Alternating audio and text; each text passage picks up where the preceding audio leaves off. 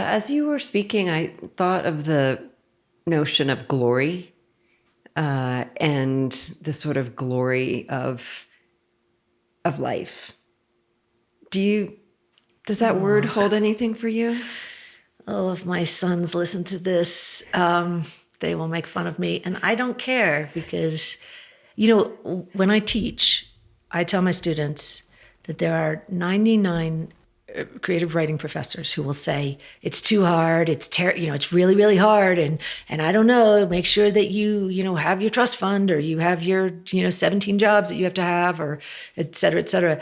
And I say, I don't care. I'm very happy to be the one professor in your life that says, go for it. Absolutely, go for it. Don't even think about it.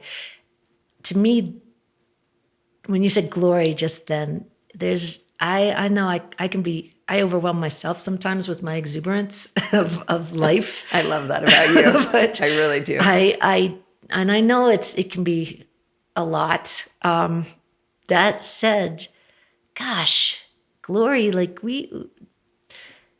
life is hard. I say this sometimes. I say this to my students. My mother had Alzheimer's. I had cancer and a pretty serious surgery.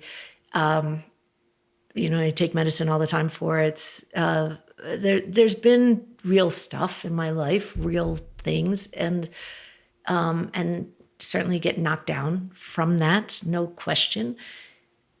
But glory in life, every day we can.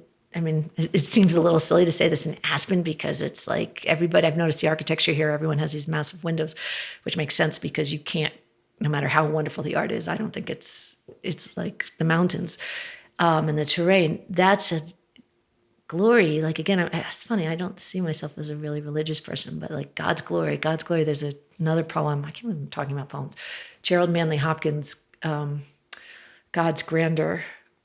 And it's about the same idea, this glory that is everywhere, which is not the same as that we all feel bad and things, and it has nothing to do, I talk to students, obviously all the time, college students, and some are from, very affluent families, some are first generation kids.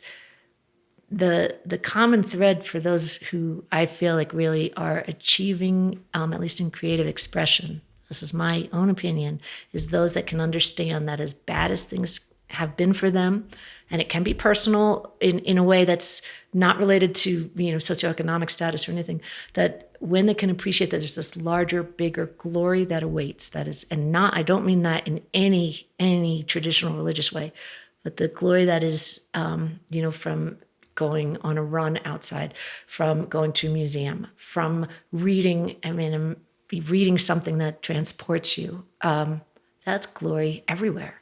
And, or, for those of us, you as well, are lucky enough to really revel in being a parent, the glory of having children and having that relationship, and it's indescribable and it is glorious, so.